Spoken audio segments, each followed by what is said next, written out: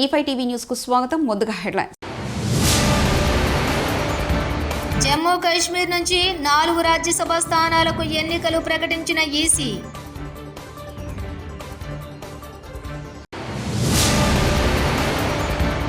అందరూ అలాగే అనుకోవడంతో కేసీఆర్ సీఎం కాలేకపోయారు. కేటీఆర్.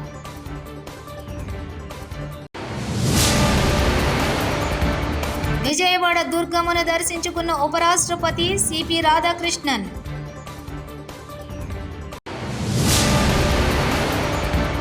చేనేతలను ప్రోత్సహించేందుకు మంగళగిరి నియోజకవర్గంలో నిర్మాణాత్మకంగా కృషి చేస్తున్నాం. నారా లోకేష్. జమ్మూ కాశ్మీర్ నుంచి 4 రాజ్యసభ సీట్లకు ద్వైవార్షిక ఎన్నికలను ఎన్నికల కమిషన్ బుధవారం నాడు ప్రకటించింది. 2021 నుంచి ఖాళీగా ఉన్న ఈ రాజ్యసభ స్థానాలకు అక్టోబర్ 24న ఎన్నికలు జరగనున్నాయి. అదే రోజు సాయంత్రం పోలింగ్ ముగిసిన గంట తర్వాత ఓట్లు లెక్కించి ఫలితాలు ప్రకటిస్తారు. రాష్ట్రంలో ప్రజాప్రభుత్వం అధికారంలోకి వచ్చాక బెస్ట్ క్వాలిటీతో మంచి ఫ్యాబ్రిక్ డిజైన్తో విద్యార్థులకు అత్యుత్తమమైన కొత్త యూనిఫామ్ ఇచ్చాం. బాయ్స్ గర్ల్స్ ఒకే విధమైన యూనిఫామ్ ఇచ్చాం. టెండర్ విధానం పారదర్శకంగా నిర్వహించాలని చెప్పాం. దీంతో గత ఏడాది సర్వేపల్లి రాధాకృష్ణన్ పేరిట విద్యార్థులకు అందించే కిట్స్, గుడ్లు, చిక్కీలలో 200 కోట్లు ఆదా చేశాం. ఇదే విధానాన్ని అమలు చేసి 5 ఏళ్లలో 1000 కోట్లు ప్రభుత్వం ఖజానాకు ఆదా చేస్తాం. ప్రజాప్రభుత్వం అధికారంలోకి వచ్చిన తర్వాత గౌరవ ముఖ్యమంత్రి గారు చేసిన తొలి సంతకం మెగా డిఎస్సి అధ్యక్ష. 5 సంవత్సరాలు ఎక్కడ గత ప్రభుత్వం ఒక్క డిఎస్సి కూడా ఏర్పాటు చేయలేదు అధ్యక్ష. సో సుమారుగా 16,000 మంది ఉపాధ్యాయులతో మెగా డిఎస్సి మన ప్రభుత్వం ఏర్పాటు చేసిన అధ్యక్ష. ఇక్కడున్న గౌరవ సభ్యులందరి సహకారంతో 2025లో నోటిఫికేషన్ చేశాం, ఎగ్జామ్స్ నిర్వహించాం, సర్టిఫికేట్ వెరిఫికేషన్ చేశాం. రేపు ఉపాధ్యాయులందరికీ లెటర్స్, అపాయింట్మెంట్ లెటర్స్ మనం అందజేయబోతున్నాం అధ్యక్ష. ఇది చాలా గర్వకారణం. కూటమి ప్రభుత్వాన్ని తొలి విజయం ఇది. ఎందుకంటున్నానంటే ఎప్పుడు డిఎస్సి నోటిఫికేషన్ ఇస్తే స్టే వచ్చేది, ఇలాంటి ఇబ్బంది పెట్టేవారు అధ్యక్ష. ఇప్పటికీ సుమారు వైకాపా నాయకులు 100 కేసులు వేశారు అధ్యక్ష. దీన్ని 100 కేసెస్ వేశారు డిఎస్సి పైన. 80% డిఎస్సి ఆపాలి, జరగకూడదు అపాయింట్మెంట్ అని వాళ్ళు కేసులు వేశారు అధ్యక్ష. కానీ నోటిఫికేషన్ పకడ్బందీగా ఇచ్చాం కనుకనే ఎక్కడ ఒక్క స్టే కూడా రాలేదు. చాలా పారదర్శకంగా నడిపిస్తున్నాం అధ్యక్ష. తెలంగాణలో ప్రజలంతా స్థానికంగా మా ఎమ్మెల్యే ఓడిపోయినా కేసీఆర్ మళ్లీ సీఎం అవుతారని ప్రజలు అనుకున్నారు. అయితే అందరూ అలాగే అనుకోవడంతో కేసీఆర్ సీఎం కాలేకపోయారని బీఆర్ఎస్ వర్కింగ్ ప్రెసిడెంట్ కేటీఆర్ అన్నారు. బంగారు పళ్లెంలో పెట్టి ఇచ్చిన తెలంగాణను ఆగమాగం చేశారని ఆయన చెప్పుకొచ్చారు. ఈయన చేతులు ఏముంటుంది? అట్లాగే ఇప్పుడు నిన్న మీరు చూసిండ్రు పక్కకు కర్ణాటకలో ఆల్మట్టి డ్యామ్ హైట్ పెంచుతుండ్రు 5 ఫీట్లు.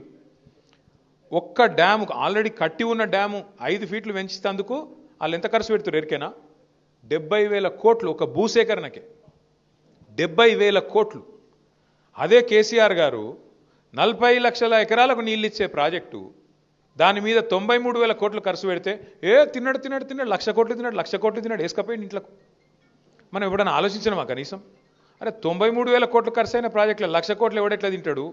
మరి 1,00,000 కోట్లు ఈయననే తింటా బరాజులు ఎవడు కట్టిండు? ఆ పంప్ హౌజులు ఎట్లా కట్టిర్రు? ఆ సొరంగ మార్గాలు ఎట్లా కట్టిర్రు? మరి ఆ మొత్తం కాలువలు ఎట్లా కట్టిండ్రు? గన్ని రిజర్వాయర్లు ఎట్లా వచ్చినాయి? గిన్ని నీళ్ళు ఎట్లా వస్తున్నాయి? ఇలా భూమికి బరువు అయ్యేంత పంట ఎడికెళ్ళి వండుతున్నది అని ఎప్పుడైనా కూర్చొని ఆలోచించినవా? ఇక తిన్నాడట అంటే తిన్నాడు, తినే ఉంటాడు. ఇదిగో పూలంటే అది గొప్ప ఒక అడిగినోడు లేడు, చూసినోడు లేదు.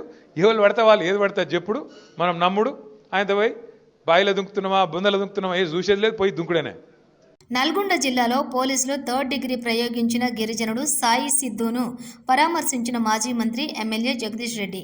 బీఆర్ఎస్ నేతలు యూరియా కోసం ధర్నా చేసిన యువ రైతు దానావత్ సాయి సిద్ధును దారుణంగా కొట్టడం బాధాకరమని, అతనికి అండగా ఉంటామని హామీ ఇచ్చిన జగదీష్ రెడ్డి.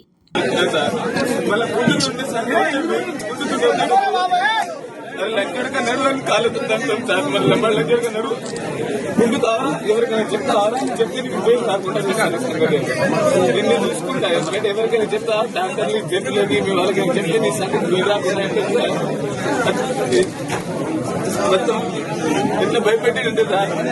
పోలీస్ స్టేషన్ పోవాలన్నా భయం అవుతుంది సార్. నాకైతే సైన్ పెట్టడానికి పోతే 15 రోజులు లీవ్లో ఉంటే సార్ నా పిల్లలు గిన్నెలు పెట్టేవాళ్ళు లేదు సార్ నాకే రోజుకు 400 500 ఆటో నడిపితే జీవనాధారం సార్ నాకు ఆటో చూద్దాం సార్ నా భార్య 6 నెలల ప్రెగ్నెంట్ సార్ ఇక్కడ ఆయన కానిస్టేబుల్ కూడా బెస్సీ పెట్టుకుంటే కొద్దిగా శరీరం మామూలు తాకితే ఇప్పుడు హాస్పిటల్ చూపించడానికి కూడా నాకేమీ లేదు సార్ వాళ్ళ కోసం మీరు తగ్గించింది సార్ నా బిడ్డకు చిన్న భార్య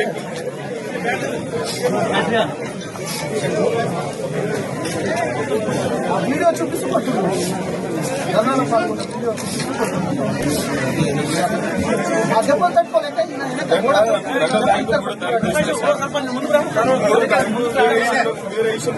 జాబ్ క్యాలెండర్ వెంటనే విడుదల చేయాలని రోడ్డుపై బైఠాయించి నిరుద్యోగులు నిరసన. దిల్సుఖ్ నగర్ మెట్రో స్టేషన్ వద్ద భారీగా ట్రాఫిక్ జామ్. ఏమన్నా వరదలేదు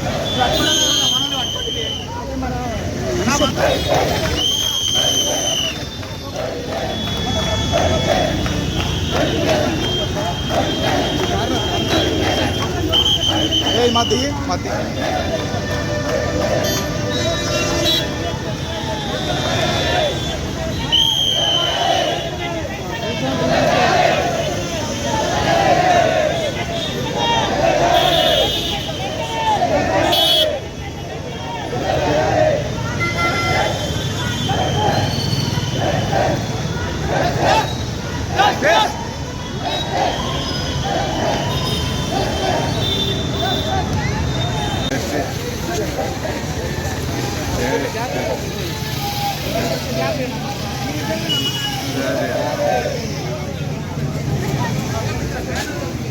Hey!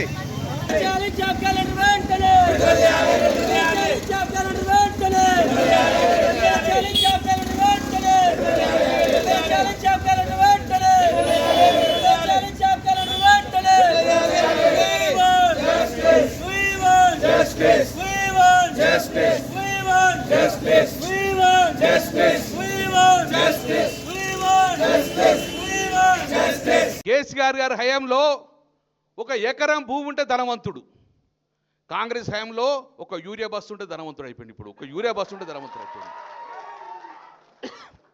కేసీఆర్ దగ్గర ఒక ఎకరం ఉంటే పంట పండించి కోటీశ్వరుడు అయిపోయి ధనవంతుడు. ఈరోజు చెప్పులు పెట్టుకొని యూరియా బస్సు అయితే కోటీశ్వరుడు ధనవంతుడు పరిస్థితులు ఈరోజు తీసుకొచ్చారు. విజయవాడ దుర్గమ్మను ఉపరాష్ట్రపతి సిపి రాధాకృష్ణన్ దర్శించుకున్నారు. ఆలయ అర్చకులు వేద మంత్రోచ్చరణాలతో ఘన స్వాగతం పలికారు. మంత్రి కోలుసు పార్థసారథి, పాలక మండలి చైర్మన్ రాధాకృష్ణ తదితరులు ఉపరాష్ట్రపతి దంపతులకు స్వాగతం పలికి దర్శన ఏర్పాట్లు చేశారు. అనంతరం దుర్గమ్మను దర్శించుకుని ప్రత్యేక పూజలు చేశారు.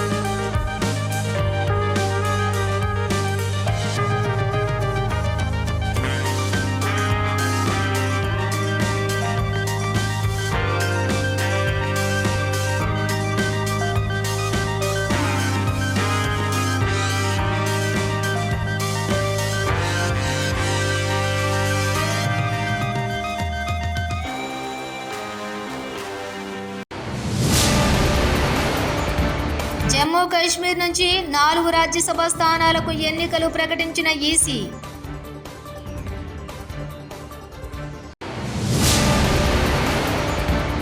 అందరూ అలాగే అనుకోవడంతో కేసీఆర్ సీఎం కాలేకపోయారు. కేటీఆర్.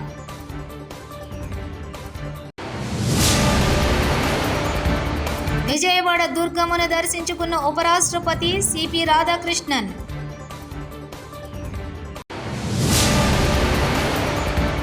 చేనేతలను ప్రోత్సహించేందుకు మంగళగిరి నియోజకవర్గంలో నిర్మాణాత్మకంగా కృషి చేస్తున్నాం. నారా లోకేష్. ఇవి బులెటిన్ విశేషాలు. చూస్తూనే ఉండండి E5 టీవీ న్యూస్.